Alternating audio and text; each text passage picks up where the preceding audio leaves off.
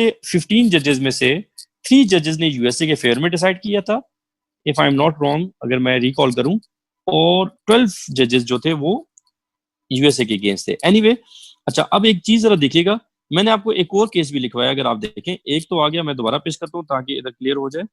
पहला केस हमने जो पढ़ लिया है, that is Congo Nicaragua versus USA, और दूसरा केस है कॉन्गो वर्सेस युगांडा। ठीक हो गया। अच्छा, दूसरा केस भी सेम नोयत का है, उसमें सिर्फ क्या था कि कॉन्गो से टेररिस्ट जाते थे, युगांडा उन पे अटैक करने वाला था, सिर्फ स्टेट्स फर्क है, बाकी ये और सेम डिसीजन है आईसीजे का। अब बड़ी इंपॉर्टेंट बात करने वाला हूँ, वो जरा नोट कीजिएगा। थोड़ा सा मुर्तजा अली, मैंने स्टार्ट में कहा था कि मुझे थोड़ा सा आप लोगों को समझाने दें, फिर करंट इशू पर मैं आऊंगा और फिर हम इस पर बात करेंगे। ठीक हो गया। जिस तरह मैंने देखा मेरी हर क्लास में हम करंट इश्यूज पर आखिर पे जाते होते हैं, पहले कॉन्सेप्ट समझते हैं। ठीक है बच्चे, क्लियर है? तो मैं थोड़ी देर में इंशाल्लाह इन चीजों को क्लियर करूंगा। अच्छा, आप जरा देखिएगा, निकारागुआ वर्सेस यूएसए और कॉन्गो वर्सेस युगांडा, दोनों केसेस मैंने क्यों लिखवाए हैं, दोनों एक जैसे हैं, बट मैंने क्यों लिखवाए, उसकी रीजन बड़ी इंपॉर्टेंट है। Congo versus Nicaragua versus USA 1986 का केस है, एंड कॉन्गो वर्सेस युगांडा 2005 का या 2006 का केस है। हमने एक टॉपिक पढ़ा था, अगर आप लोगों को याद हो तो सेम ही यस, कि आईसीजे डॉक्ट्रिन ऑफ प्रेसिडेंट को स्ट्रिक्टली फॉलो नहीं करता है। सोर्सेज में हमने पढ़ा था, सेम ही यस, अगर आपको याद है कि वो पास डिसीजंस पे, हाँ जी एग्जैक्टली। लेकिन आप इधर देखें जरा, एक केस 1986 का है और दूसरा केस 2005 या 6 का है, आई गेस 2006 का है, एनीवे वो चेक कर सकते हैं आप। तो जरा देखिएगा, दोनों केसेस में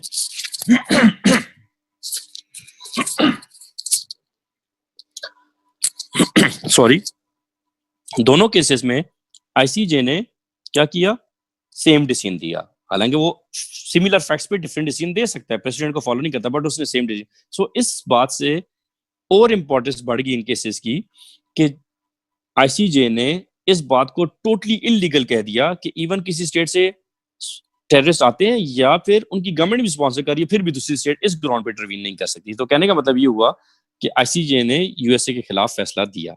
अच्छा, आखिरी पॉइंट लिखें और फिर हम रिकैप करेंगे, फिर करंट इशू पर आएंगे आर्म्ड अटैक को समझने के बाद। लिखिए जी, security council resolution, security council या रेजोल्यूशन ऑफ सिक्योरिटी काउंसिल, कुछ भी लिख लें।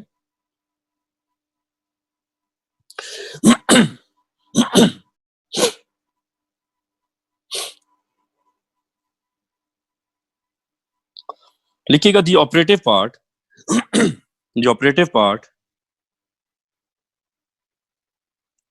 अब्बास कॉन्गो वर्सेस युगांडा में मैं बता दिया, सेम फर्क है, सिर्फ states change and that's all. ठीक है, बाकी वही चीज है जो निकारागुआ वर्सेस यूएसए में हुई थी, सिर्फ स्टेट्स दूसरी हैं बस।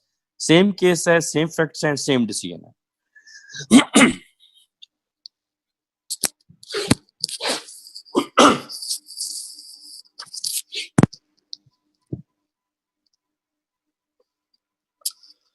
अच्छा, लिखिए जी, रेजोल्यूशन ऑफ सिक्योरिटी काउंसिल, लिखिए the operative part, the operative part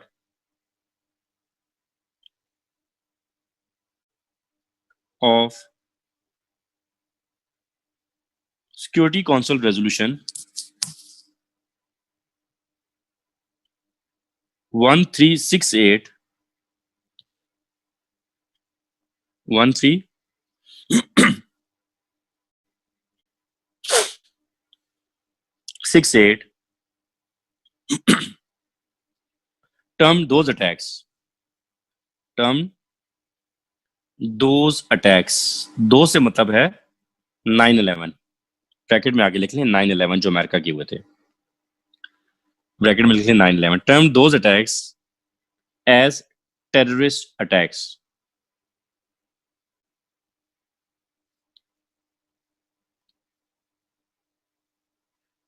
and this resolution does not authorize, and this resolution does not authorize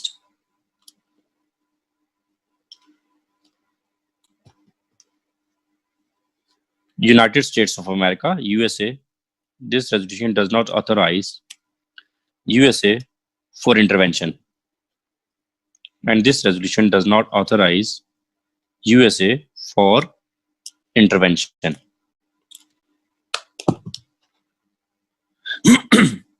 अच्छा जी, अब जरा समझिएगा, जब अमेरिका के ऊपर 9/11 के अटैक्स हुए थे और अमेरिका ने सिक्योरिटी काउंसिल को एज पर आर्टिकल 51 रिपोर्ट किया था, जो आपने पढ़ लिया कि it shall reported to security council shall be reported to, तो सिक्योरिटी काउंसिल ने जो रेजोल्यूशन पास की थी, मैंने आपको एग्जैक्ट उसका रेफरेंस लिखवा दिया है, 1368 उसका रेफरेंस है। आप गूगल पे जाके इंटर करेंगे, आपको मिल जाएगा। एक और चीज नोट कीजिएगा, और फायजा आपने मुझे नोट्स में भेज भी देना है, सिर्फ इधर लिख देंगे अनदर रेजोल्यूशन 1373, ये आप मुझे नोट्स में फिजा भेज देंगे साथ, अनदर रेजोल्यूशन 1373, वो मैं एक्सप्लेन कर देता हूँ क्या। खैर, अच्छा, अब जो 1368 का रेजोल्यूशन पास हुआ था, इसने कैटेगरिकली कहा कि ये जो 9/11 के अटैक्स अमेरिका के ऊपर हुए हैं, ये टेररिस्ट अटैक्स हैं, आर्म्ड अटैक नहीं है। देखिए, आर्टिकल 51 के तहत है, it shall be reported to security council, USA ने सिक्योरिटी काउंसिल को रिपोर्ट किया, it is subject to the review of security council. तो सिक्योरिटी काउंसिल ने रिव्यू करने के बाद कहा, it is not an armed attack but terrorist attacks. और मजीद इस रेजोल्यूशन ने यूएसए को इंटरवेंशन की इजाजत नहीं दी थी। ठीक हो गया। फिर 6-7 दिन के बाद सिक्योरिटी काउंसिल ने एक और रेजोल्यूशन पास की थी, 1373, जो फिजा मैं आपको कह रहा हूँ, मुझे साथ भेज दीजिएगा नोट्स में। 1373 के तहत सिर्फ उसने मेथड्स बताए थे कि सिक्योरिटी इन टेररिज्म को कैसे कंट्रोल किया जाए। उसमें मेन हाईलाइट मैं कर देता हूँ। फॉर एग्जांपल, हमने लास्ट लेक्चर में पढ़ा था कि टेररिस्ट के ऊपर डोमेस्टिक लॉ अप्लाई होता है। तो उसने कहा था, जिस स्टेट से टेररिस्ट आते हैं, वहां पे वो स्टेट उनको अरेस्ट करके, उनका ट्रायल करके, उनको कन्विक्ट करे अगर वो कन्विक्ट होते हैं। अगर वो ऐसा नहीं करेंगी तो उनके फॉरेन एसेट्स को जब्त कर लिया जाएगा, उनकी फॉरेन प्रॉपर्टीज को सीज कर लिया जाएगा, उनके ऊपर सैंक्शंस लग जाएंगे, वगैरह वगैरह एंड सो ऑन। ठीक हो गया। सो उसमें तमाम मेथड्स, जो आप पूरी रेजोल्यूशन जब जाके पढ़ेंगे, बहुत बड़ी है, खैर आप नहीं पढ़ सकते, आपका इतना टाइम नहीं है ना, मैं आपको रिकमेंड करूंगा, लेकिन कोई पढ़ना चाहे तो यस यू कैन, मैंने सिर्फ आपको रेफरेंस लिखवा दिया। तो क्या होगा कि पीसफुल मेथड्स, वो जितने भी मेथड्स बताए वो पीसफुल मेथड्स बताए हुए हैं। ठीक हो गया। उसमें सिर्फ एक टर्म यूज की है जिसको अमेरिका गलत इंटरप्रेट कर रहा है, जो मेरे से ऊपर एक स्टूडेंट ने क्वेश्चन किया कि वो अमेरिका क्या करता है। उसमें डिफरेंट रीजंस है अमेरिका के, जिनमें से एक ही है कि इसमें लिखा हुआ है, all states shall use all means to combat terrorism. तो अमेरिका इसकी इंटरप्रिटेशन करता है कि इसके अकॉर्डिंग हम ऑल मीन्स यूज कर सकते हैं, वो मैं बाद में आऊंगा। अच्छा, अब हमने देख लिया कि जो सिक्योरिटी काउंसिल थी उसने अमेरिका को परमिशन नहीं दी। अब जल्दी से जी वापस आ जाए आर्म्ड अटैक के ऊपर, इसको समझाता हूं और फिर हम रीकैप करके करंट इशू पर आने लगे हैं। आर्म्ड अटैक को समझने के लिए काइंडली पूरा फोकस मेरी तरफ चाहिए। अगर कोई स्टूडेंट बैठा हुआ सो रहा है तो काइंडली ध्यान इधर दे देगा। आर्म्ड अटैक को अब हम समझने लगे हैं। ठीक हो गया। हमने सारा समझ लिया थोड़ा थोड़ा। ठीक है। अगर एक एक पॉइंट मैं थोड़ा सा बता दूं कि हमने आर्टिकल 24 को देखा है, वो ध्यान में रखना है आपने आर्म्ड अटैक को समझने के लिए। हमने आर्टिकल 51 को देखा है, हमने सेल्फ प्रिजर्वेशन का कॉन्सेप्ट देखा है, लीग ऑफ नेशंस में क्या था वो ध्यान में रखना जरूरी है। उसके बाद हमने सिक्योरिटी काउंसिल कैसे काम करती है वो पढ़ा। फिर उसके बाद हमने आर्टिकल 24 एंड 53 देखा कि सिक्योरिटी काउंसिल सबके बिहाफ पे जाएगा या किसी को वो रिकमेंड करे तो वो तब जा सकता है। उसके बाद हमने निकारागा वर्सेस यूएसए की जजमेंट आर्म्ड अटैक को समझने के लिए बड़ा जरूरी है कि उसने कहा कि इस ग्राउंड पे इंटरवेंशन नहीं हो सकती टेररिस्ट की ग्राउंड पर। और आखिरी चीज सिक्योरिटी काउंसिल के ये रेजोल्यूशन कि जब अमेरिका के ऊपर अटैक हुए थे ये वाले, तो उसने उसको टेररिस्ट अटैक कहा था, आर्म्ड अटैक नहीं। इन सारे पॉइंट्स को ध्यान में रखते हुए अब हम समझते हैं what is an armed attack. Okay, अब अगर आप लोगों को आर्म्ड अटैक समझ आ गया तो आपको इंटरवेंशन के किसी टॉपिक में कोई भी इशू है, कोई मसला नहीं होगा। तो फोकस आप इसलिए मेरा थोड़ा आर्म्ड अटैक पे ज्यादा है। हमने शुरू में देखा था स्टेट ए वाली एग्जांपल, दोनों अटैक कर रहे थे, मैंने कहा वो भी आर्म्ड अटैक नहीं है। फिर एक स्टेट सी थी जिसने अटैक किया दोनों के ऊपर, जो मैंने सेकंड इलस्ट्रेशन की, आप सबने कहा आर्म्ड अटैक है, मैंने कहा आर्म्ड अटैक नहीं है। और फिर तीसरी इलस्ट्रेशन मैंने खुद से डेवलप की थी कि इंडिया का एक जहाज आता है और वो खुदा ना खास्ता पाकिस्तान के सेंसिटिव एरिया पे बॉम्बिंग करके चला जाता है।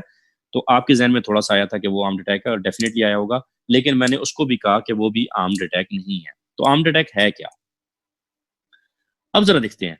हमने एंड यहाँ पे किया, तो वहां से मैं स्टार्ट करता हूं कि मैंने एक लेमैन कॉन्सेप्ट डेवलप किया था कि आर्म्ड अटैक क्या होता है। कि एक स्टेट पर ऐसा अटैक हो जाए कि उसकी इमीडिएट नेसेसिटी बन जाए, इमीडिएट नीड बन जाए कि वो रिटेलिएट करेगी सेल्फ डिफेंस में। अगर वो ऐसा नहीं करेगी तो वो मर जाएगी या वो फिर खत्म हो जाएगी। मर जाएगी मैंने जानबूझ के एक वर्ड यूज किया क्योंकि मैंने कुछ समझाना था। सो ऐसे अटैक जो ए का होगा उसको हम बी पर, ऐसे अटैक को आर्म्ड अटैक कहेंगे।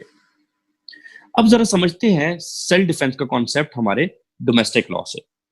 हमारे डोमेस्टिक लॉ में पाकिस्तान पीनल कोड में भी ये प्रोविजन है सेल्फ डिफेंस की। वो ये कि अगर कोई शख्स सेल्फ डिफेंस में किसी का मर्डर कर देता है तो उसके ऊपर डेथ पेनल्टी या लाइफ इम्प्रिजनमेंट वगैरह नहीं लगेगी। ठीक हो गया? तो यहां से जरा समझते हैं, एक एक्चुअल केस से मैं बात स्टार्ट करता हूं, एक्चुअल केस नॉट इलिस्ट्रेशन। हुआ ये कि एक शख्स ने पुलिस को फोन किया, और आपको पता है ये चीज आपके नॉलेज में होगी कि सेल्फ डिफेंस में अगर आप किसी को मार देते हैं तो आपको सजा नहीं मिलती होती है। ठीक हो गया? लेट से कोई शख्स आपको मारने आया या कोई हीनियस क्राइम करने आया है, और अगर आप अपने दिफा में सेल्फ डिफेंस में उसको मार देते हैं तो आपके ऊपर सजा नहीं है। अच्छा, एक एक्चुअल केस ऐसा हुआ कि एक शख्स ने पुलिस को फोन किया और पुलिस को कहा कि जी इस तरह मेरे घर में एक शख्स मुझे मारने आया था, तो मैंने सेल्फ डिफेंस में उसको मार दिया है। पुलिस आई, पुलिस ने अपनी इन्वेस्टिगेशन कंप्लीट की, इन्वेस्टिगेशन करके केस आ गया अदालत में। कोर्ट में जब केस आया तो कोर्ट में ट्रायल स्टार्ट हुआ। अब जरा ए और बी वाली एग्जांपल जहन में रखनी है, जो मैंने स्टार्ट में ए ड्रॉ किया था, ए और बी वाली एग्जांपल जहन में रखते हुए कि ए और बी वाली एग्जांपल क्या है, चैट बॉक्स में मैंने ऐसे लिख दिया ताकि आपके जहन में आए कि लेट्स से ये शख्स बी है, इसने क्या किया, पुलिस को फोन किया और कहा कि मुझे इस तरह मारने आया था ए, लिहाजा मैंने सेल्फ डिफेंस में अपने दिफा में इसको मार दिया। जब अदालत में आया, अब अदालत में बी ने यह साबित करना था, बर्डन ऑफ प्रूफ बी के ऊपर था कि वो ये साबित करे कि उसने सेल्फ डिफेंस में मारा है। मीनिंग देयर बाय, बड़ी इंपॉर्टेंट बात करने लगा हूं, बी ने यह साबित करना था कि ए मेरे ऊपर अटैक करने वाला था, अगर मैं ए को ना मारता तो मैं मर जाता। This is self defence. अगर मैं ए को ना मारता तो मैं मर जाता, तो एक अटैक ऐसा था, ये बी ने साबित करना था। Burden of proof was on B. अब क्योंकि देखें एक जजमेंट में बहुत ज्यादा चीजें होती हैं, तो कोई हम इधर लॉ तो नहीं पढ़े, डोमेस्टिक लॉ के मैं सारी चीजों को डिस्कस करूं कि उस जजमेंट में क्या लिखा गया, लेकिन मैं कुछ दो तीन पॉइंट्स डिस्कस करता हूं जिससे सिर्फ मैंने आर्म्ड अटैक क्लियर करना है। अदरवाइज जो मर्डर का केस होता है उसकी जजमेंट बहुत मुश्किल होती है, उसमें आपने एक एक चीज को कंसिडर करना होता है कि जब अटैक हुआ लाइट कितनी थी, बंदा कितने दूर खड़ा था, ये सारी चीजें मैटर करती हैं। एनीवे, सो दो से तीन चीजें इंपॉर्टेंट बताता हूं जिससे आपका माइंड क्लियर हो जाएगा। पुलिस ने जब इन्वेस्टिगेशन की तो उसने कहा जी ए के पास डेड बॉडी से जो वेपन रिकवर हुआ, जो ये लेकर आया हुआ था मारने के लिए, वो चाकू था। चाकू और खंजर में फर्क होता है, एक होता है डैगर और एक होती है छोटी सी नाइफ होती है जिसको चाकू बोलते हैं, तो दोनों की कैटेगरीज अलग हैं वेपन की। तो उसके बाद वो छोटी सी जो चाकू होता है वो मिला ए के पास से, जबकि बी के पास वेपन जो था कैटेगरी ए का था, that was repeater gun, number one. Second, जो एफएसएल रिपोर्ट थी, जो वेपन एक्सपर्ट की रिपोर्ट थी, उसने बताया कि जब बी ने फायर किया था तो वो ए से ऑलमोस्ट 12 फीट दूर था, मतलब 12 फुट दूर से उसने फायर किया था, 12 फीट दूर था वो उससे। जो एमएलसी रिपोर्ट आई, जो मेडिकल एक्सपर्ट की डॉक्टर की रिपोर्ट थी होती है एमएलसी, उसने बताया कि जो फायर हुआ था वो पेनिट्रेशन ऑलमोस्ट बैक से तो नहीं, मतलब थोड़ा साइड और बैक से हुई थी, और मतलब बैक साइड से समझ लें, और फ्रंट से एग्जिट हुआ था। मतलब फायर जब बी ने ए के ऊपर किया था तो ए की बैक थी बी की तरफ, फेस नहीं था। अब ये सारी चीजें अगर हम गौर से देखें, नंबर वन, पहला पॉइंट कि ए और बी के बीच में वक्फा 12 फुट का था। सेकंड, ए जो था उसके पास चाकू था और बी के पास रिपीटर गन थी। तीसरी बात, ए जो है वो बी की तरफ आ नहीं रहा था बल्कि बी के पास से भाग रहा था। ठीक हो गया? सो मीनिंग देयर बाय, इन चीजों से हमें क्लियर हो रहा है कि ए ने कोई ऐसा अटैक नहीं किया था बी पर, या नहीं कर रहा था, ना ही इंटेंशन रखता था कि अगर वो बी उसको ना मारता तो बी मर जाता। Am I clear? ठीक है? सो एक ने बी ने ये साबित नहीं किया, क्या साबित नहीं किया, कि ए का अटैक ऐसा था कि अगर मैं उसको ना मारता तो मैं मर जाता। ये बात बी साबित नहीं कर सका। ठीक है जी, क्योंकि बी के पास वेपन भी ए कैटेगरी का था, बी उसको पहले टांगों में फायर कर सकता था, प्लस ए तो बी की तरफ आ ही नहीं रहा था, वो तो भाग रहा था, फायर बैक साइड से किया गया, एंड सो ऑन। सो इन बातों से क्लियर हुआ कि बी ये साबित नहीं कर सका कि अगर मैं ए को ना मारता तो मैं मर जाता। मीनिंग देयर बाय कि बी ये प्रूव ना कर सका कि ए ने उसके ऊपर आर्म्ड अटैक किया है। ठीक हो गया? लिहाजा बी को लाइफ इम्प्रिजनमेंट दे दी। एनीवे, उस बेचारे ने अपील की, अपील में उसको सजाए मौत हो गई। सो कहने का मतलब ये हुआ कि बी ने ये साबित ना किया कि अगर मैं ए को ना मारता तो मैं मर जाता। अब यहां से बात शिफ्ट कर रहा हूं अगली बात पे। दो तरह के ऑफेंसेस हैं एक ऑफेंस होता है दफा 302, जो आपने बहुत सुना होगा, 302 पाकिस्तान पीनल कोड। वो है कत्ल के बदले कत्ल, मतलब किसी ने किया तो उसकी सजा आपको सजाए मौत या लाइफ इम्प्रिजनमेंट है। और एक है 324, सेक्शन 324, ठीक हो गया। 324 है attempt to murder, attempt to murder जिसकी सजा almost not less than 10 years है। अब जरा देखिएगा, बड़ी इंपॉर्टेंट बात है। बात क्या है, देखिएगा, एक शख्स है, उसने पिस्टल उठाया, पिस्टल उठा के उसने बी के सर में गोली मार दी। सो इससे यह बात वाजिया हो गई कि ए की इंटेंशन क्लियर हो गई कि ए बी का मर्डर करना वो चाहता है, क्योंकि जरा देखिएगा, उसने वेपन भी डेंजरस उठाया कैटेगरी ए का, और मारा भी सेंसिटिव पार्ट में, दैट इज हेड, जहां पे डेथ के मैक्सिमम चांसेस हैं। बट फॉर्चुनेटली बी की डेथ ना हुई और बी बच गया। अब ए को जो सजा दी जाएगी वो 302 के तहत सजाए मौत या लाइफ इम्प्रिजनमेंट नहीं दी जाएगी, बल्कि ए को सजा दी जाएगी अटेम्प्ट टू मर्डर की 324 की। हालांकि उसकी इंटेंशन थी, लेकिन वो बंदा मरा नहीं, तो अटेम्प्ट टू मर्डर की सजा हो गई। ये दूसरा बात जहन में रखनी है। दूसरी बात, अभी मैं आऊंगा जब स्टेट्स पे, तो तब आपको ये बातें क्लियर होंगी। तीसरी चीज, इस्लामिक लॉ में एक कॉन्सेप्ट है, और ना सिर्फ इस्लामिक लॉ बल्कि हर लॉ में एक कॉन्सेप्ट है, हर लॉ में, ठीक है, कि इक्वल पनिशमेंट मिलनी चाहिए। इस्लामिक लॉ में सूरह मायदा में कैटेगरिकली मेंशन किया हुआ है, आपने सुना भी होगा, an I for N eye and tooth for a tooth and nose for a nose and equal one for an equal one, कि जैसा जख्म वैसी सजा, मतलब कि प्रोपोर्शनल रिटेलिएशन, जैसा एक्ट जैसा क्राइम वैसी सजा, आप उससे ज्यादा नहीं बढ़ा सकते। अब आते हैं जी इंडिया की एग्जांपल, वो जो मैंने बात की थी कि इंडिया का जहाज आया, सेंसिटिव एरिया पे बॉम्बिंग की ओर चला गया, that is not an armed attack. इसको जरा समझते हैं। देखिए, इंडिया का जहाज आया, बल्कि उससे पहले एक और बात, लेट्स से मेरे पास कोर्ट में एक शख्स आता है और कहता है कि जनाब, इस शख्स ने मुझे थप्पड़ मारा है सबके सामने और मेरी बड़ी इंसल्ट हुई है, लिहाजा अदालत से ये रिक्वेस्ट की जाती है कि इस शख्स को सजाए मौत दी जाए। सबको हंसी आई होगी कि ये बात क्या बात है, थप्पड़ के बदले सजाए मौत दी जा सकती है? नो, अभी हमने देखा एन आई फॉर एन आई। सो अब आते हैं, इंडिया का जहाज आया, इंडिया का जहाज आया, उसने पाकिस्तान के सेंसिटिव एरिया पे बॉम्बिंग की, लेकिन उसने पाकिस्तान का मर्डर तो नहीं किया, पाकिस्तान खत्म तो नहीं हो गया उस अटैक से, आया अटैक की और चला गया। ऑल्दो पाकिस्तान के सेंसिटिव एरिया पे उसने बॉम्बिंग की है, पाकिस्तान को बहुत ज्यादा नुकसान हुआ होगा, लेकिन उससे पाकिस्तान का मर्डर नहीं हुआ, पाकिस्तान खत्म नहीं हो गया, ठीक हो गया। सो उसने, उसके बदले न्यूट्रल आंसर आप जहन में देंगे, रखेंगे कि क्या उसके बदले ये अलाउ किया जा सकता है पाकिस्तान को, neutral, an I for N eye and tooth for a tooth के कॉन्सेप्ट को सामने रख के, क्या उसको ये कहा सकता है पाकिस्तान को कि उसने आपका सिर्फ सेंसिटिव एरिया तबाह किया है, लिहाजा पाकिस्तान को अलाउ किया जाता है कि जाएं और आप पूरा हिंदुस्तान तबाह करके आ जाए, जंग करके आ जाए? No, N I for N I, ठीक हो गया।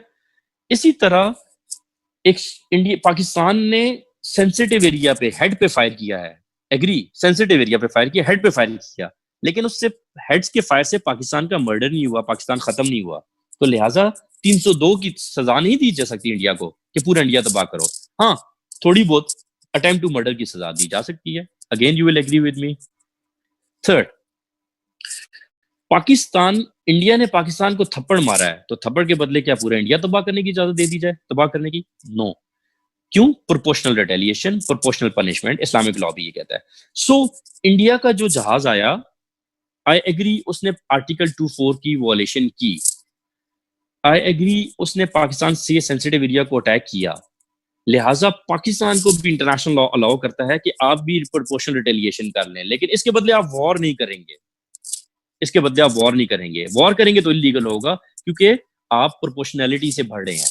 इसीलिए आप देखें जरा, अभी कुछ माह पहले या पिछले साल की बात है कि जो इंडिया ने हमारे बालाकोट में आकर हमारे जहाज से उसने बॉम्बिंग की, ठीक है, जिसमें वो अभिनंदन पकड़ा गया था, तो क्या हुआ?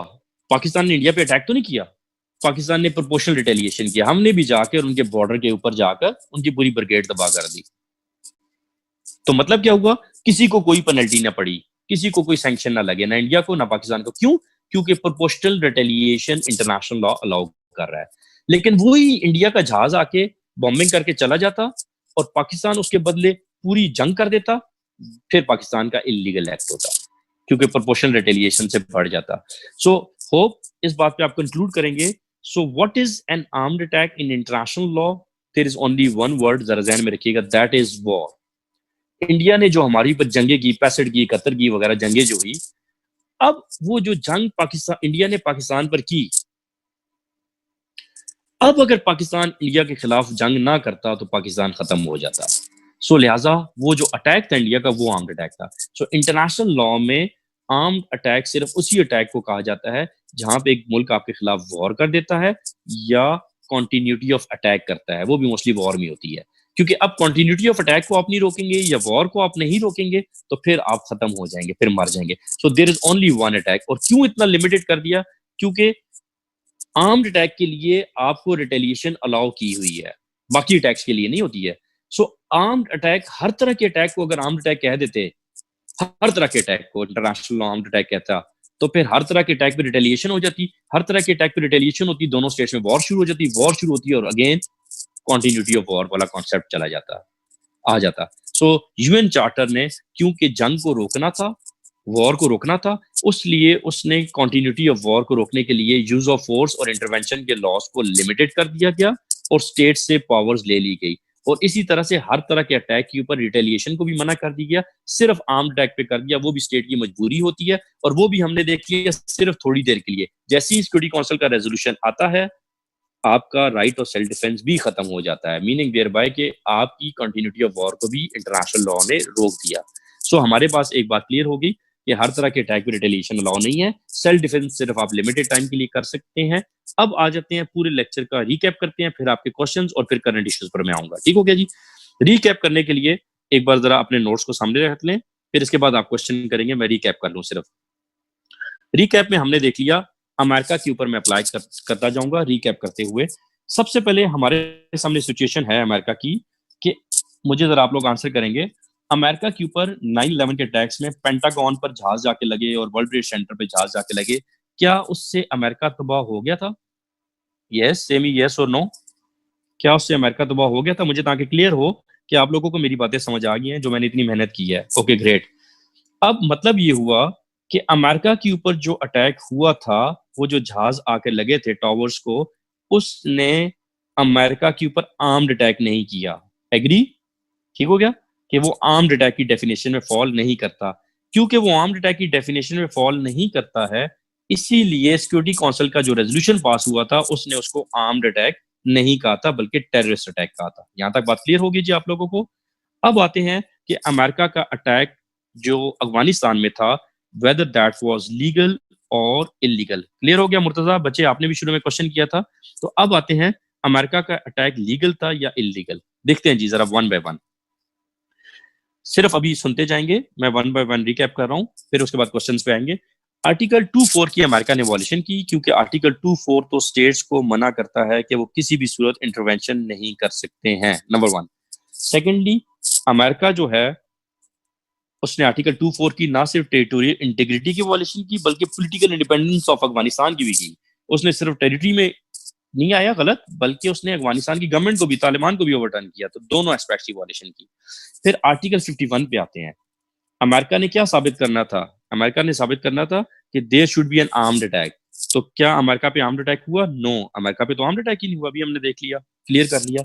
सो अमेरिका ने आर्टिकल 51 के पहली पॉइंट की गलती कर दी। Okay, for the sake of argument let's say America के ऊपर आर्म्ड अटैक हुआ था, वो जो जहाज आकर लगे थे, ठीक है, लेट्स से।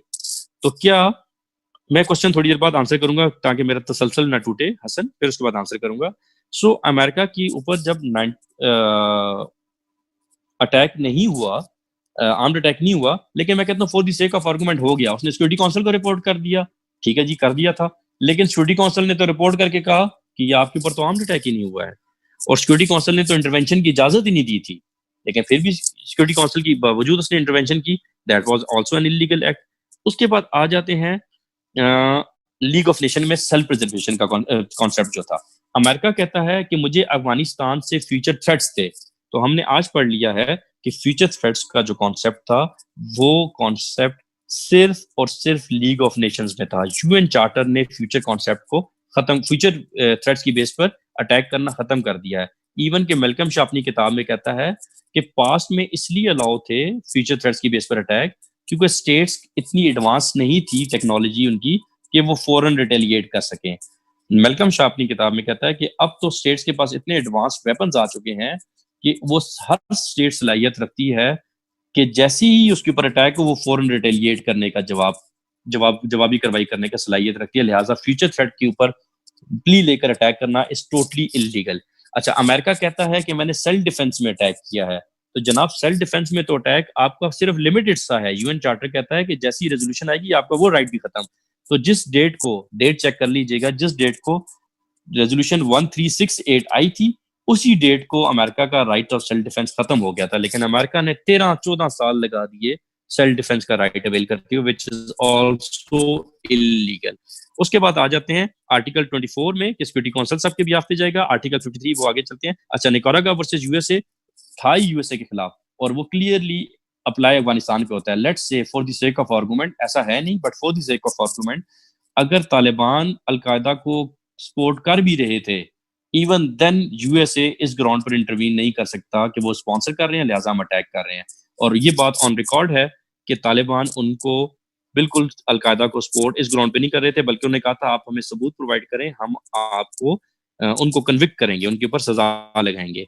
और आखिर में जो रेजोल्यूशन आई थी वो सिक्योरिटी काउंसिल के अगेंस्ट थी। So am I clear to everyone कि जनाब अमेरिकन इंटरवेंशन वाज इलीगल। अच्छा, एक क्वेश्चन किसी बच्चे ने ऊपर किया था, मेरे ख्याल से मुर्तजा ने किया था कि अमेरिका ने इलीगल एक्ट ये एक्ट क्यों किया है या अमेरिका क्या सोच के करता है। तो ये एक बड़ा डिटेल कॉन्सेप्ट है, लेकिन उसका शॉर्ट्स आंसर दे देता हूँ। शॉर्ट्स आंसर ये है कि अमेरिका इंटरप्रिटेशन ऑफ लॉज पे जाता है और वो अपने लॉ की अपनी इंटरप्रिटेशन करते हुए कहता है कि इन लॉज के अकॉर्डिंग मुझे परमिशन है। उनको मैं डिस्कस नहीं करना चाहता क्योंकि आप लॉ के स्टूडेंट नहीं है, इसलिए आप थोड़ा सा उस पर कंफ्यूज होंगे और डिफरेंट कॉन्सेप्ट है। लेकिन मेजॉरिटी जो जूरिस्ट हैं जो स्पेशली अमेरिका के नहीं है, वो इस बात पे एग्री करते हैं कि अमेरिकन इंटरवेंशन अफगानिस्तान में इलीगल थी। ओके, अब मैं क्वेश्चन से आता हूँ। हसन का क्वेश्चन था,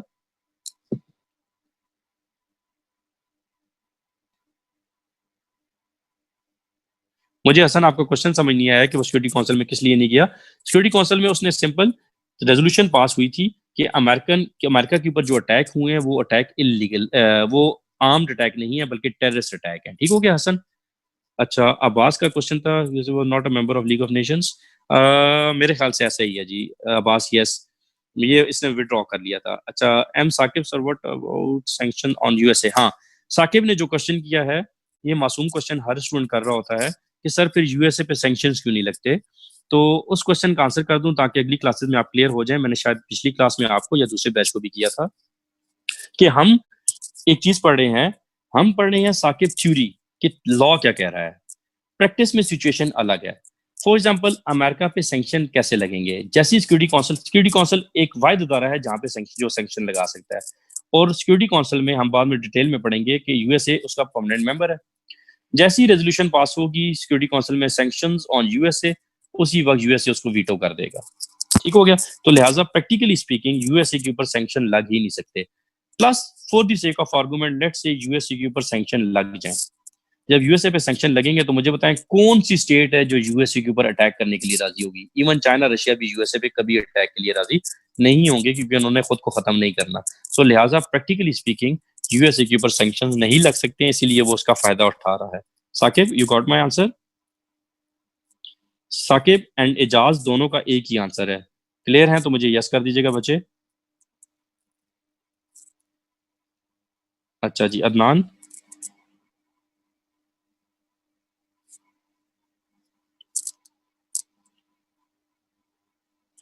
अच्छा अदनान, आपके क्वेश्चन का भी आंसर वही हो गया, ठीक हो गया, इसलिए मैं उस पर नहीं जा रहा। ओके जी।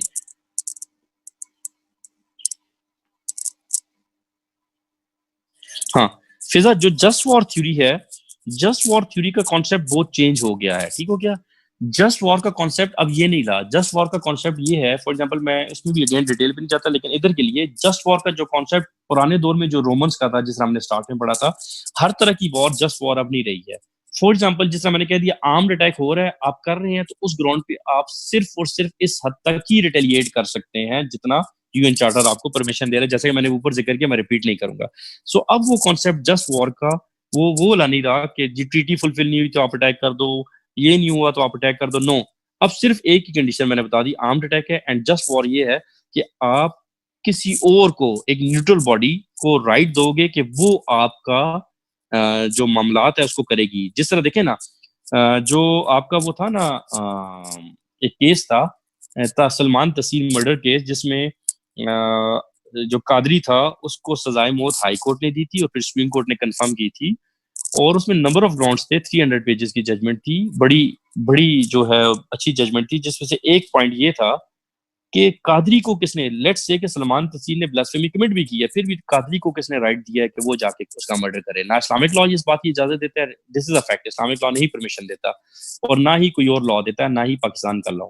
सो इसलिए जस्ट वॉर का कॉन्सेप्ट, क्योंकि पुराने दौर में स्टेट्स इस तरह किसी एक कॉमन ऑर्गेनाइजेशन के अंडर नहीं थी, तो लिहाजा उनके पास पावर्स थी। अब ये काम यूएन चार्टर का हो गया है, तो हर स्टेट इस जस्ट वॉर की बेस पे वॉर को कंटिन्यू नहीं कर सकता, क्योंकि this will lead to war. Fiza, you got it? हाँ, इस चैप्टर में भी कर सकते हैं, लेकिन इसके ऊपर अलग 10 मार्क्स का शॉर्ट नोट आता होता है, उस पर अभी मैं डिटेल में नहीं जाता। ठीक हो गया फिजा? सही है इस। ओके। अच्छा, अब चलते हैं जी आगे को, क्या क्वेश्चन है? एक सेकंड जी, होल्ड कीजिएगा, मेरी एक कॉल आ रही है, प्लीज वेट। सिर्फ एक सेकंड, मेरी एक अर्जेंट कॉल है, प्लीज मैं 1 मिनट में आपको कॉल बैक करता हूँ, प्लीज।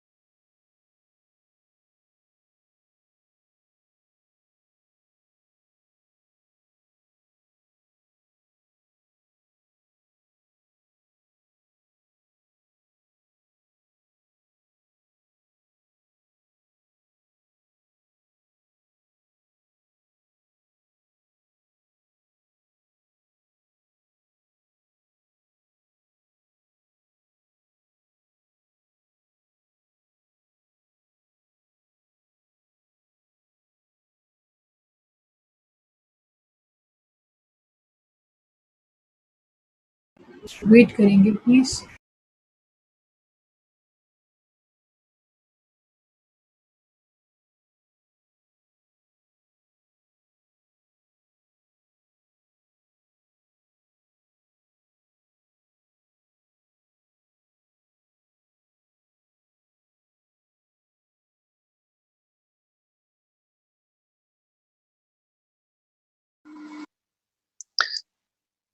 जी स्टूडेंट्स, आवाज क्लियर है आपको? मेरी आवाज आ रही है प्लीज एवरीवन? मैं गलती से लीव कर गया था। यस प्लीज, से me yes. Okay okay okay, good. अच्छा, पिछले कोई क्वेश्चंस अगर थे तो वो मेरे डिलीट हो चुके हैं, क्योंकि मैं मिस्टेकनली मैंने लीव कर दी थी मीटिंग। अच्छा, मैं क्वेश्चन पढ़ रहा हूँ जरा। वन बाय वन अटैक से स्टेट तभी हो जाए तो फरहान, आपकी मुझे कोई रोमन जो है वो समझ नहीं आ रही है कि अटैक से स्टेट तबाह हो तो आर्म्ड अटैक होगा, बट तबाह होने वाली स्टेट रिटेलिएशन। फरहान, अटैक से स्टेट तबाह नहीं होगी, लेकिन जैसे ही आपके ऊपर आर्म्ड अटैक होगा तो आपके पास इतनी सलाहियत होती है। फरहान, आपके क्वेश्चन का आंसर कर रहा हूँ कि आपने फौरन रिटेलिएट करना होता है। ये नहीं कि आप वेट करते रहोगे, तभी तो आर्टिकल 51 ने आपको परमिशन दी हुई है कि आप एज सून एज पॉसिबल जो है वो करेंगे, रिटेलिएशन कर सकते हैं। ठीक हो गया? तो ऐसा नहीं है कि आपको रोका गया, आप अपना दिफा करोगे, आपको सेल्फ डिफेंस का राइट दिया हुआ है। लेकिन जब सीज फायर हो जाएगा तो दोनों स्टेट्स रुक जाएंगी, वो भी स्टेट भी और आप भी, तो फिर तबाह होने का क्या चांस हो सकता है? Got it Farhan? ये देखें ना, हमारी जो 5-5 6-6 दिन की वॉर्स लगी होती हैं, फिर सीज फायर हो जाता था, ये इसीलिए था कि वो दोनों स्टेट्स एक दूसरे को सेल्फ डिफेंस का राइट दिया हुआ है। ठीक है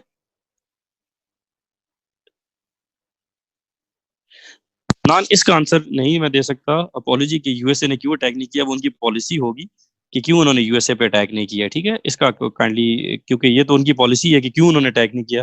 हाउ आई कैन से कि क्यों नहीं किया उन्होंने अटैक। ठीक है, सही है। चलें, अब आ जाते हैं आगे, चलते हैं। हमारा नेक्स्ट टॉपिक है, so hope so everyone is clear. तो हम आगे चलें थोड़ा सा, कि हम आगे नेक्स्ट पोर्शन ऑफ उस पे चलें।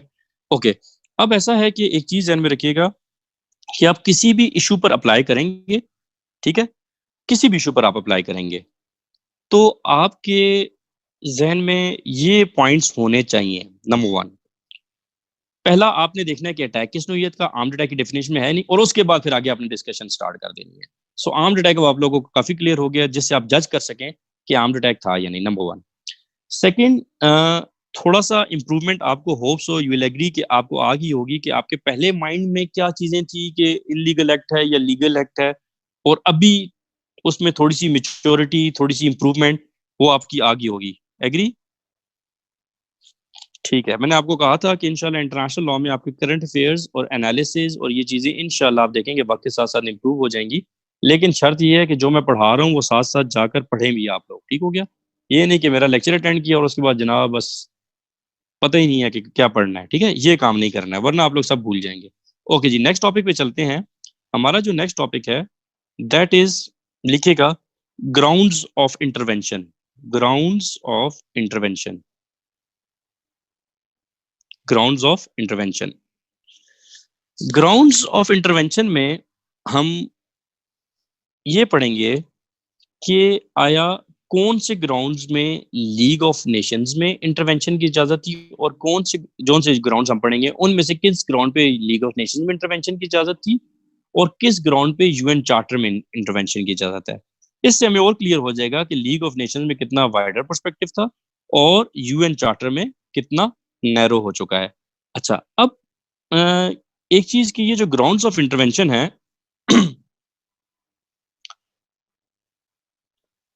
अच्छा अब्बास, लीग ऑफ नेशन जो है हमारे सिलेबस का हिस्सा नहीं है। लीग ऑफ नेशन हमारे सिलेबस का हिस्सा नहीं है, और ना ही अब्बास और अब्दुल्ला दोनों का क्वेश्चन, ना ही हम लीग ऑफ नेशंस को पढ़ेंगे। Number one. लेकिन मैं क्यों पढ़ा रहा हूं? क्योंकि कंपैरिजन में स्टूडेंट्स को समझ अच्छी आती है और आपके एनालिसिस, आपकी डिस्कशन मेच्योर होती है। नंबर वन, कि हम किसी चीज को डिस्कस करेंगे, पास में ये मसले तो उनको इतना इंप्रूव कर लिया। ठीक हो गया?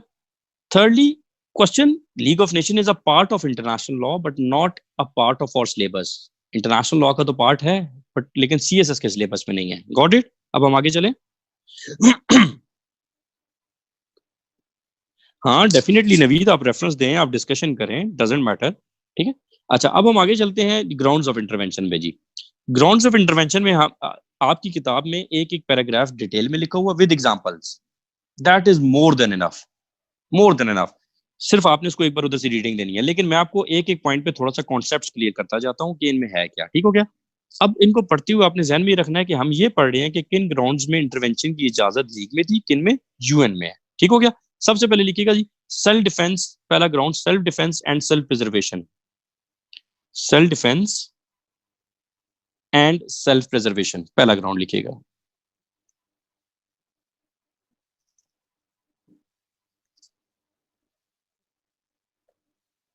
सेल्फ डिफेंस मैं आप लोगों को एक्सप्लेन कर चुका हूँ, आर्टिकल 51, ये यूएन चार्टर में है कॉन्सेप्ट, इसकी मुझे डिस्कशन की दोबारा जरूरत नहीं है, होप सो। और self preservation league of Nations में था, ये मैं आपको एक्सप्लेन कर चुका हूँ कि किस हद तक था। इन शॉर्ट के self preservation was providing wider scope for intervention and self defence provided limited scope. ठीक हो गया, डिटेल की जरूरत नहीं है कि पूरा लेक्चर मैं आपको इस पे दे चुका हूँ, इस ग्राउंड पे। सेकंड आ जाए humanitarian grounds. Humanitarian grounds, humanitarian grounds लिखिएगा जरा ह्यूमैनिटेरियन ग्राउंड्स पे। Under article 1 the charter has declared,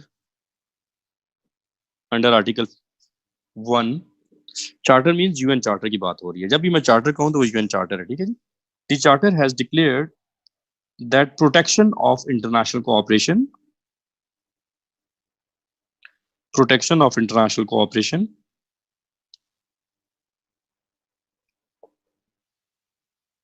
in respect of human rights, in respect of human rights is one of the purposes of charter, is one of the purposes of charter.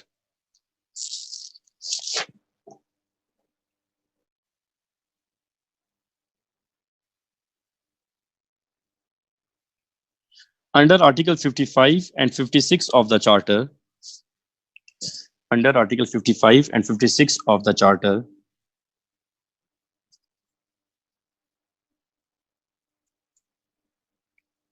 the members have undertaken the responsibility, the members have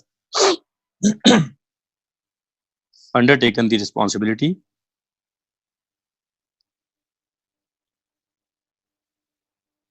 to take collective action, to take collective action in this connection, to take collective action in this connection.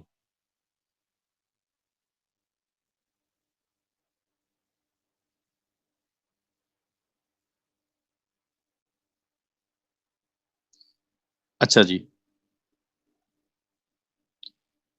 अब एक चीज ध्यान में रहे, ये जो human rights का issue है, ये बात ध्यान में आपके रहे कि it is actually a domestic matter. ठीक हो गया, ये एक डोमेस्टिक इशू है। लेकिन कई जूरिस्ट का व्यू ये है, बड़ी इंपॉर्टेंट बात है नोट करने की, कि कई जूरिस्ट का व्यू ये है कि जब जो ह्यूमन राइट्स की वॉलेशन है वो एक हद से बढ़ जाए, मतलब कि बहुत ज्यादा ह्यूमन राइट्स वॉलेशन हो जाए एक मेजर पर्सपेक्टिव में, फॉर एग्जांपल कि स्टेट जो है वो अपने सिटीजन्स के अगेंस्ट केमिकल्स या बायोलॉजिकल वेपन्स इस्तेमाल करना शुरू कर दे किसी सिविल वॉर में या ऐसा कुछ भी, या फॉर एग्जांपल इस तरह की मैसेकर होना शुरू हो, जेनोसाइड कमिट होना शुरू हो जाए, तो जब ऐसी सिचुएशन आ जाएगी तो फिर उसमें ये होगा कि वो जो वॉलेशंस होंगी वो डोमेस्टिक इशू नहीं रहेगा बल्कि वो इंटरनेशनल इशू बन जाएगा। और जब वो इंटरनेशनल इशू बन जाएगा तो फिर इंटरवेंशन की जा सकती है यूएन की तरफ से। क्यों? क्योंकि आर्टिकल 1 में लिखा हुआ है कि there are certain purposes of UN charter, जिनमें से एक है protection of international cooperation and protection of human rights. So लिहाजा आर्टिकल 55 एंड 56 के तहत स्टेट्स ने इस बात को अंडरटेकिंग दी हुई है कि हम तमाम रिस्पॉन्सिबिलिटीज को फुलफिल करेंगे और कलेक्टिव एक्शन लेंगे in regard to fulfilment of these purposes. ठीक हो गया। सो जब मैसिव वॉल्यूशन हो जाए तो फिर यूनाइटेड नेशन इंटरवीन कर सकती है। अच्छा, कहीं पे कलेक्टिव एक्शन आए तो ये ध्यान में रखिएगा, इसका मतलब है मैंने आर्टिकल 24 आप लोगों को लिखवाया, जरा काइंडली उसके सामने लिख लें कलेक्टिव सेल्फ डिफेंस ब्रैकेट में। आर्टिकल 24 जहां पे लिखवाया था उसके सामने एक वर्ड लिख लें ब्रैकेट में, कलेक्टिव सेल्फ डिफेंस। ठीक हो गया। सो कलेक्टिव एक्शन क्या होता है ये आपके जहन में होना चाहिए कि सबके बिहाफ पे हमेशा सिक्योरिटी काउंसिल एक्ट करेगी, सबके बिहाफ पे हमेशा सिक्योरिटी काउंसिल जो है वो एक्शन लेगी, ये अपने जहन में रख लें। ठीक हो गया, सबके बिहाफ पे। एंड सिक्योरिटी काउंसिल कैसे एक्शन लेगी, वो जो मैंने आर्टिकल्स बताए चैप्टर 7 के। सो इस चीज को कहते हैं कलेक्टिव एक्शन लेना। ठीक हो गया, जहां पे वर्ड कहीं कलेक्टिव एक्शन आएगा इट मींस कि that security council will act on behalf of all states, individually states जो हैं वो खुद नहीं जाएंगी। ठीक हो गया। सो ह्यूमन राइट्स आप पहले एक्सप्लेन करेंगे, it is a domestic issue, लेकिन जब मैसिव हो जाए, जेनोसाइड वगैरह कमिट होना शुरू हो जाए, तो वो इंटरनेशनल इशू डिक्लेयर हो जाता है। नेक्स्ट लिखिएगा, इसलिए आप देखें जब सीरिया में इंटरवेंशन की कोशिश की अमेरिका ने, तो पहले डिफरेंट इश्यूज क्रिएट किए और ये भी बयान देना शुरू कर दिया था कि असद की जो गवर्नमेंट है वो सीरिया में केमिकल्स एंड बायोलॉजिकल वेपन इस्तेमाल कर रही है to show the international community कि यहाँ पे मैसिव ह्यूमन राइट वायलेशन हो रहा है, और जहाँ पे मैसिव ह्यूमन राइट वायलेशन होता है वो इंटरनेशनल इशू है, वहां पे इंटरनेशनल इंटरवेंशन की जा सकती है। नेक्स्ट लिखिएगा, to enforce treaty rights, third ground लिखिएगा, टू इन्फोर्स ट्रीटी राइट्स। ये मैं सिर्फ आपके कॉन्सेप्ट क्लियर कर रहा हूँ इन पॉइंट्स के, अदरवाइज लिखने के लिए मटेरियल आपकी बुक में अवेलेबल है, एक एक पैराग्राफ, ठीक हो गया। अच्छा नवीद जी, मैंने आपको स्टार्ट में बात कर दी है कि यूएसए को पता है, बीइंग अ सुपर पावर, ठीक है, कि उसके ऊपर ना सैंक्शन लग सकते हैं ना कुछ और है, तो वो इस चीज की जो है वो मैनिपुलेट कर रहा है, उसका बेनिफिट उठा रहा है, ठीक हो गया। ये चीज मैं आपको बताना चाह रहा हूँ, क्योंकि उसके ऊपर सैंक्शन नहीं लग सकते ना, सिक्योरिटी काउंसिल में हमेशा वीटो कर देगा, कौन सैंक्शंस लगाएगा यूएसए को, ठीक है। सो ये आपकी बात है, ठीक है। तो इसलिए घबराने की जरूरत नहीं है, जो हम इंटरनेशनल लॉ में पढ़े दिस इज थ्योरी, कि हमें थ्योरी पढ़ा है। देखिए जिस तरह हमने थ्योरी में पढ़ा है कि कोई किसी का मर्डर ना करे, ये गुनाह है, गलत है, क्राइम है, ठीक है। लेकिन स्टेट में दुनिया आप देखें, पाकिस्तान में हर जगह पे दुनिया में मर्डर्स हो रहे हैं, कोई चोरी ना करे ये क्राइम है, नहीं करनी चाहिए चोरी, हमने यही पढ़ा हुआ है, लेकिन चोरियां हो रही हैं। सो आप अगर ये क्वेश्चन करेंगे सर चोरियां क्यों हो रही हैं, तो उसको फिर डिफरेंट रीजन हैं जी, चोरियां इसलिए हो रही हैं क्योंकि गुर्बत है, क्योंकि ये है, क्योंकि ये है, बात समझ आ गई है रवि। सो हम थ्योरी पढ़ रहे हैं कि थ्योरी में क्या होगा, ठीक है। नेक्स्ट लिखिए, टू इन्फोर्स ट्रीटी राइट्स को इन्फोर्स करने के लिए इंटरवेंशन की जा सकती है या नहीं। उसमें ये होता था लीग ऑफ नेशंस में, यस आंसर इज यस, वो आप पैराग्राफ में पढ़ लेंगे, लेकिन यूएन चार्टर में आप ट्रीटी को इन्फोर्स करने के लिए इंटरवेंशन नहीं कर सकते हैं। वो चौथा पॉइंट पड़ेगा, intervention to prevent illegal intervention. चौथा पॉइंट है intervention to prevent illegal intervention. अच्छा, ये अजीजा खान का क्वेश्चन आया है कि कश्मीर भी ह्यूमन राइट वायलेशन हो रही है। जी बच्चे ऐसा ही है, जरा देखिएगा कि जहाँ पे क्रिश्चियन कम्युनिटी का, ये बिग पावर्स का इंटरेस्ट आता है, वहां पे वो फौरन मामले को सुलझा लेते हैं, लेकिन जहाँ पे मुस्लिम्स है वहां पे निगलेक्ट होते हैं। आप देख लें नॉर्थ और साउथ सूडान, सूडान का जब इशू आया, एक तरफ मुस्लिम कम्युनिटी एक तरफ क्रिश्चियन कम्युनिटी, तो क्या हुआ, नॉर्थ और साउथ सूडान कुछ ही अरसे के अंदर मसला रिजॉल्व हो गया और दो अलग स्टेट बन गई, नॉर्थ सूडान और साउथ सूडान, क्योंकि वो मुसलमानों का इशू नहीं था। बट प्रैक्टिकली स्पीकिंग आप देखें, म्यांमार की एग्जांपल देख लें, आप पाकिस्तान में कश्मीर, पाकिस्तान इंडिया में कश्मीर की एग्जांपल देख लें, आप इसराइल और पैलेस्टाइन की एग्जांपल देख लें, वो इश्यूज अभी तक एड्रेस नहीं हो रहे हैं क्योंकि किसी का इंटरेस्ट ही नहीं है। Got it Aziza?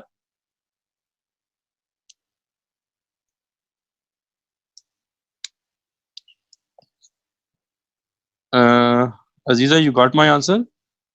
नेक्स्ट आ गया अब्दुल्ला का कि इंडिया कॉन्टिन्यूसली, देखें कॉन्टिन्यूसली तो नहीं, आर्टिकल 24 अब कश्मीर पे तो हम अप्लाई नहीं करेंगे, पाकिस्तान में अगर कहीं इंटरवेंशन होगा तो करेगा, कश्मीर तो एक डिस्प्यूटेड टेरिटरी है, ठीक हो गया। सो अब्दुल्ला, अगर आप कश्मीर के पर्सपेक्टिव में आर्टिकल 24 की बात कर रहे हैं तो वहां पे नहीं है। पाकिस्तान में वो जो मुदाखलत कर रहा है, सेम चीजें हमारी तरफ से भी जा रही होती हैं, ठीक है, जो प्रैक्टिकली स्पीकिंग, तो इन चीजों को छोटी छोटी चीजों पे एड्रेस नहीं कर रहे होते। हाँ, अल्टीमेटली ये होता है कि जब वो थोड़ा कोई एग्रेशन लेते हैं, जिस तरह उन्होंने पीछे किया, तो हमने भी एग्रेशन मोड कर लिया। लेकिन आर्टिकल 24 की वॉल्यूशन अगर आप मुझे स्पेसिफिक सेंस में पूछें कि सर ऐसे हो रही है, तो फिर मैं आपको स्पेसिफिक आंसर कर दूंगा अब्दुल्ला, कि आर्टिकल 24 की इंडिया ऐसे वॉल्यूशन कर रहा है, ठीक हो गया। कोई एक पॉइंट हुआ, आप मुझे एंड में लिख दें, फिर मैं कर दूंगा। थर्ड पॉइंट में रिपीट कर रहा हूँ, यस डेफिनेटली अदनान, ऐसा ही है कि मुस्लिम्स की स्ट्रॉन्ग रिप्रेजेंटेशन नहीं है यूएन में, यही सबसे बड़ा मसला है, और ना सिर्फ स्ट्रॉन्ग बल्कि इंटरनेशनल पॉलिटिक्स में भी हमारी स्ट्रॉन्ग रिप्रेजेंटेशन और हमारी कोई आपस में यूनिटी नहीं है कि हम वो कर सकें। ओके जी, मैं हारून कर रहा हूँ, फोर्थ पॉइंट रिपीट कर रहा हूँ, last point, intervention to prevent illegal intervention. ये भी मैंने समझाना है, ये मैंने समझाया नहीं है। फॉर एग्जाम्पल, इस तरह मिसाल लेते हैं फोर्थ पॉइंट को समझने के लिए, intervention to prevent illegal intervention, like America ने अफगानिस्तान में इलीगली इंटरवीन किया, तो रशिया ये प्ली ले ले क्योंकि अमेरिका ने इलीगल इंटरवीन किया, तो इसको प्रिवेंट करने के लिए मैं भी इंटरवेंशन करूंगी इसमें, ठीक है, रशिया भी इसमें इंटरवेंशन करने की हामी भर ले। So this is not allowed, अगर ये अलाउड होता तो फिर तो वॉर की तरफ चली जाती स्टेट्स वापस।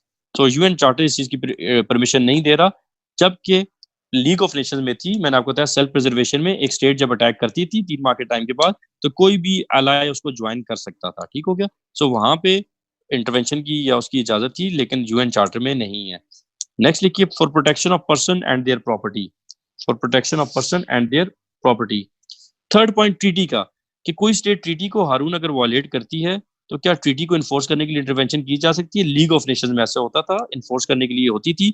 आपको पता हो जब हमने रोमन्स के 4 पॉइंट्स पढ़े थे जस्ट वॉर के, तो उसमें भी यही था कि कोई ट्रीटी वॉलेट करेगा तो इंटरवेंशन की जाएगी, उसके ऊपर वॉर अटैक किया जाएगा। बट यूएन चार्टर ने इसको खत्म कर दिया। अगर आपकी ट्रीटी की कोई इन्फोर्समेंट नहीं हुई है तो ट्रीटी को इन्फोर्समेंट करने के लिए देर इज प्रॉपर मैकेनिज्म, ठीक हो गया, देर आर प्रॉपर ट्राइब्यूनल्स, आप वहां पे जाके केसेस करें, ठीक हो गया, बजाय इसके के ऊपर आप उसके ऊपर अटैक करें, ठीक हो गया।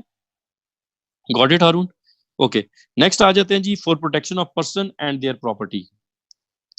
Next point, for protection of person and their property.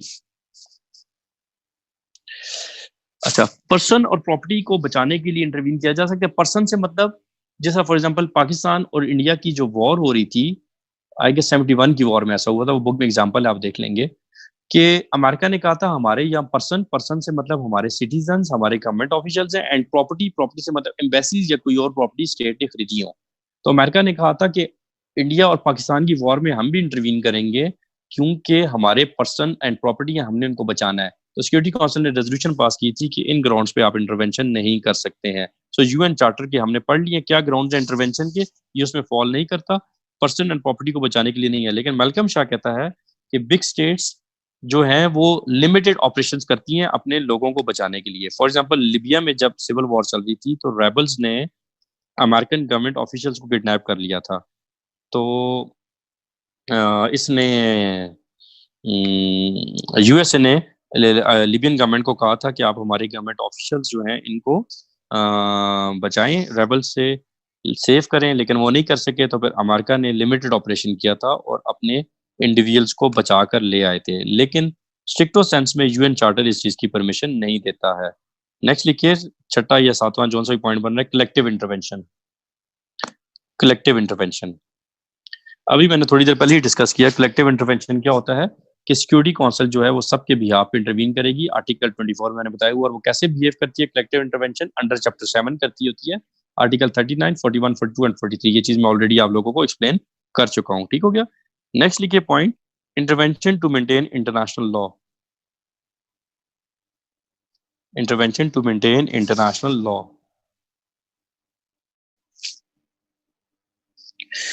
अच्छा, इंटरनेशनल लॉ को मेंटेन करने के लिए इंटरवेंशन की जा सकती है। इसके दो व्यू हैं। पहला ये कि नहीं, आंसर इज नो। जो माइनर वॉलेशन अगर कोई स्टेट करती है इंटरनेशनल लॉ की, तो सिक्योरिटी काउंसिल ये नहीं है जी माइनर वॉलेशन के ऊपर भी इंटरवेंशन कर देगा। लेकिन कोई ऐसी वॉलेशन कोई स्टेट करती है जिससे इंटरनेशनल पीस डिस्टर्ब होता है, ये ध्यान में रखिएगा। मसलन एग्रेशन करती है, दूसरी स्टेट पे अटैक करती है, या कोई ऐसा एक्ट जिससे इंटरनेशनल पीस डिस्टर्ब हो रहा है।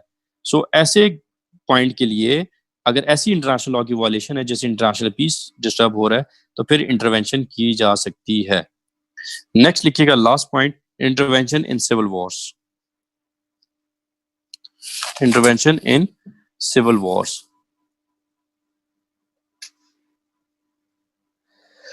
अच्छा, सिविल वॉर्स में इंटरवेंशन की इजाजत है?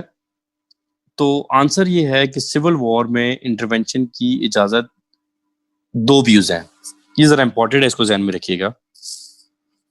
अगर एक स्टेट में सिविल वॉर हो जाती है तो क्या सिक्योरिटी काउंसिल यूनाइटेड नेशंस उसमें इंटरवीन करेगा? स्ट्रिक्टो सेंस में आंसर नो। कैसे कि सिविल वॉर जूरिस्ट कहते हैं कि it is a domestic matter. So civil war is a domestic matter, इस पर इंटरवेंशन की इजाजत नहीं है। But there are certain conditions. Number 1, ये नोट कीजिएगा, अगर लेट से एक सिविल वॉर में इतनी बढ़ गई है कि उसके असरात नेबरिंग स्टेट्स तक आ रहे हैं, तो नेबरिंग स्टेट सिर्फ इस हद तक इंटरवीन कर सकती हैं कि उन सर्कमस्टांसेस, वो जो हालात हैं, उनसे नेबरिंग स्टेट का पीस ना डिस्टर्ब हो। इसलिए आप देखें सीरिया के केस में टर्की जो है वो बॉर्डर पे जाके जो है एयर स्ट्राइक्स करता है ताकि रेबल्स या इंसर्जेंट्स या वो जो आईएसएस हैं उनके असरात टर्की तक ना आए। Number 1, first point. सेकंड, अगर सिविल वॉर इस हद तक बढ़ गई है कि उसने इंटरनेशनल पीस को डिस्टर्ब कर दिया है, जिस तरह सीरिया का इशू है, तो फिर इंटरवेंशन की इजाजत है यूनाइटेड नेशंस को। And third and most important, अगर किसी को याद हो पिछले लेक्चर में हमने पढ़ा था कि अगर सिविल वॉर में रेबल्स बेलिजेंट का स्टेटस इंटेन कर लेते हैं तो फिर इंटरवेंशन की जा सकती है।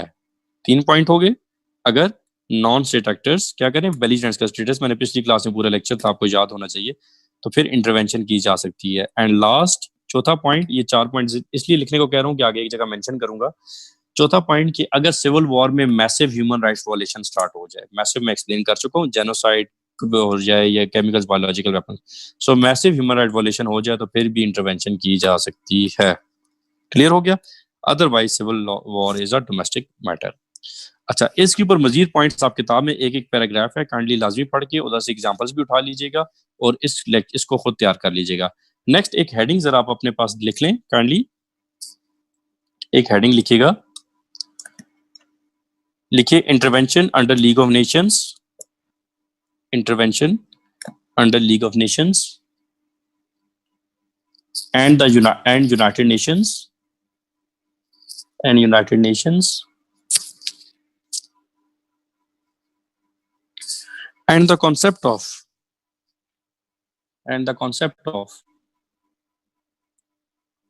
domestic jurisdiction and the concept of domestic jurisdiction।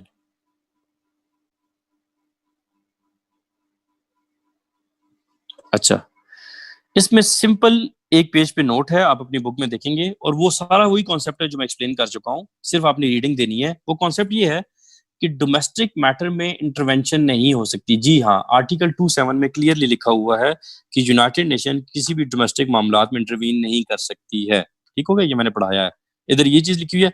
लेकिन कई ग्राउंड्स में डोमेस्टिक मैटर में भी इंटरवेंशन हो सकती है। वो क्या है? ये सारे मैंने जो भी एक्सप्लेन किए हैं। ये जो सिविल वॉर के नीचे मैंने 4 पॉइंट्स लिखवाए हैं।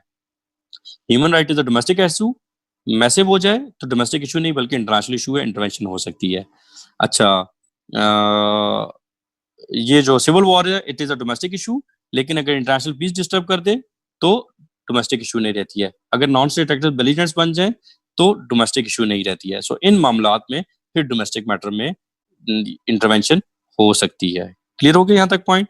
और लास्टली मुझे ये बताएं, एक नेक्स्ट हेडिंग पढ़ने से पहले, कि जो सऊदीया ने यमन में इंटरवेंशन की थी वो लीगल थी या इलीगल? कोई आइडिया? सऊदीया ने यमन में इंटरवीन किया था, वो इंटरवेंशन लीगल थी या इलीगल थी? ओके, हलाल थी। Good, excellent, yes that was हलाल, दैट वाज लीगल। उसकी रीजन ये है कि यमन की जो गवर्नमेंट थी उन्होंने सऊदीया को खुद इनवाइट किया था कि आप आए। तो आपके जहन में एक पॉइंट होना चाहिए, जब भी कोई स्टेट खुद किसी दूसरी स्टेट को कह देती है कि आप आके इंटरवीन करें हमारे मामलात में, तो वो डेफिनेटली लीगल इंटरवेंशन होगी। उसकी रीजन ये है क्योंकि स्टेट खुद दावत दे रही होती है। ठीक हो गया? ओके, अब आ जाते हैं जी आखिरी, जल्दी से हेडिंग दें, टाइम हमारे पास कम रह गया है। आखिर में हेडिंग लिखे मॉनरे डॉक्ट्रिन, MONROE। जी, होती रेबल्स की बात हो रही है, यस यस, होती रेबल्स की फरोख।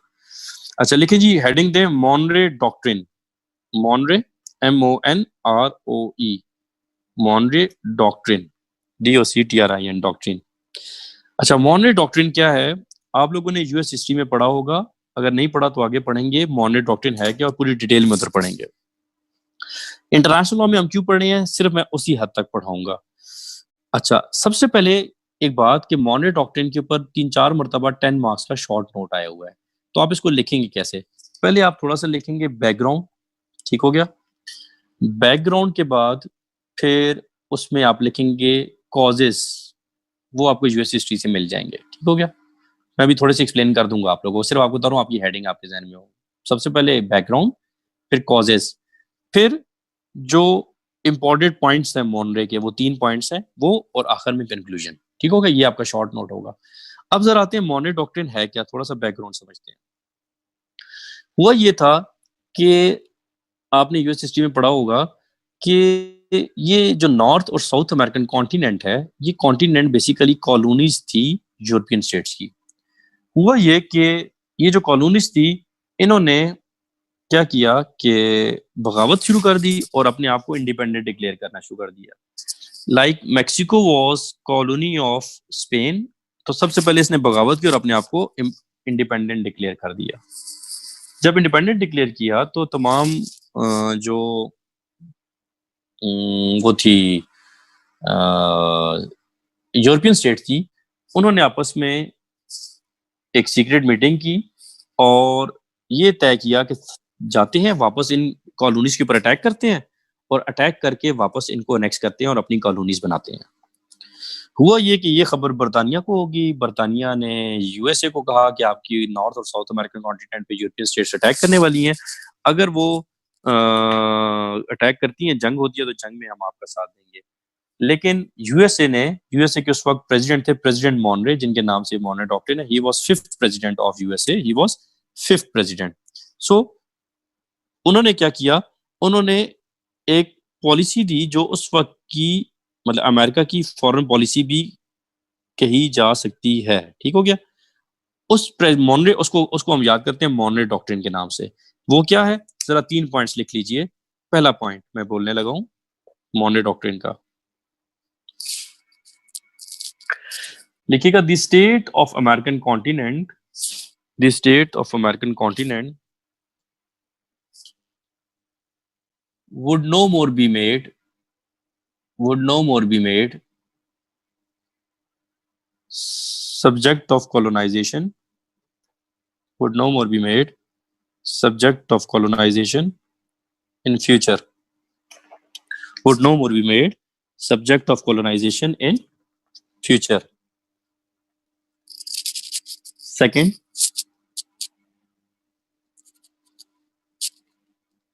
America would not interfere.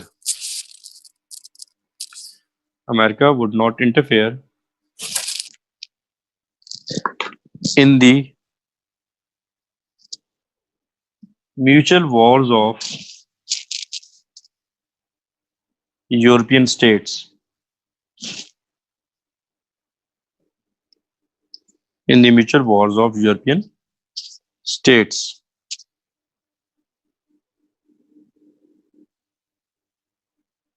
Third,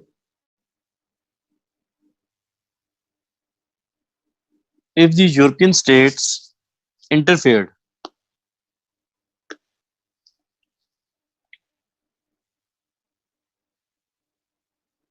in the affairs of American continent,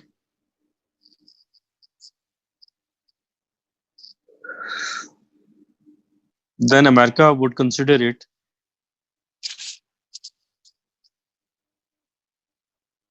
unfriendly act.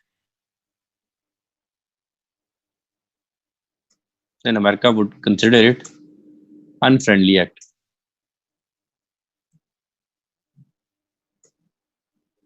and would take necessary action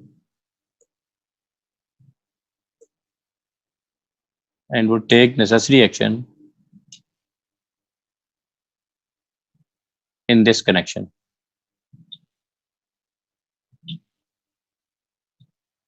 And would take necessary action in this connection. अच्छा जी, बड़ी सिंपल सी बात है। जरा देखिएगा, ये तीनों पॉइंट्स या मॉनरे डॉक्ट्रिन बेस कर रही है प्रिंसिपल्स ऑफ नॉन इंटरवेंशन पे। वो कह रही है, अमेरिका ने कहा, यूएसए ने कहा कि अमेरिकन कॉन्टिनेंट ना नॉर्थ ना साउथ में अब आप कॉलोनाइजेशन नहीं कर सकते, number one. Second, America European states के मामलात में इंटरफेयर नहीं करेगा। थर्ड, यूरोपियन स्टेट्स भी हमारे मामलात में इंटरफेयर ना करेंगे, करेंगे तो अनफ्रेंडली एक्ट समझा जाएगा और नेसेसरी एक्शन लिया जाएगा। और आखिर में आप कंक्लूड करेंगे कि this policy was actually based on principles of non intervention, लेकिन इसकी कोई लीगल वैल्यू नहीं है। लीगल वैल्यू अभी करंटली एग्जिस्ट कर रही है यूएन चार्टर में, जिसमें दो प्रिंसिपल्स हैं। दैट इज आर्टिकल 2.4, वो ये वाली बात कर रहा है, वो आप सारा लिख देंगे, एंड आर्टिकल 2.7 वो ये बात कर रहा है, एंड दैट्स ओके जी। एनी क्वेश्चंस जी? क्लियर है सब कुछ स्टूडेंट्स? नवीद, बैकग्राउंड आप पढ़ लेंगे तो एक मरतबा यूएस हिस्ट्री से इंटर करेंगे गूगल पे, आपको थोड़ा सा बैकग्राउंड क्लियर हो जाएगा। सिंपल ये था बैकग्राउंड का इन शॉर्ट, कि वो ये कह रहे थे कि वापस जाके अपनी कॉलोनीज को एनेक्स करते हैं, क्योंकि वो अपने आप को इंडिपेंडेंट डिक्लेयर कर चुकी थी। ठीक हो गया? तो वो अटैक करना चाह रहे थे जी। यस, और भी क्वेश्चंस? क्लियर? सेमी यस, फिर हम क्लास खत्म करें। Okay great. तो अब ऐसा करना है जी स्टूडेंट्स, आप लोगों ने, क्योंकि सबसे पहले तो एडवांस ईद मुबारक सबको। और कोशिश ये करना है कि पढ़ना कहाँ से है बच्चे? पढ़ना मेरे लेक्चर से और एस के कपूर की किताब से। ठीक हो गया? सो सब ने कोशिश ये करनी है कि चीज़ों को थोड़ा सा एक मरतबा पढ़ लेना है, भूल नहीं जाना, ठीक हो गया। और इंशाल्लाह ताला फिर see you after Eid, and till then take care. Okay जी, एडवांस ईद मुबारक टू एवरीवन, अल्लाह हाफिज। एक क्वेश्चन आ गया है अब्बास का। League of nation was dissolved with world wars, will the UN will dissolve with world 3 happens. Abbas, अगर वर्ल्ड वॉर 3 हुई तो डेफिनेटली यूएन खत्म हो जाएगी, ऑफ कोर्स, ठीक हो गया, सही है। ओके जी, ओके जी, एवरीवन टेक केयर, अल्लाह हाफिज, अल्लाह हाफिज।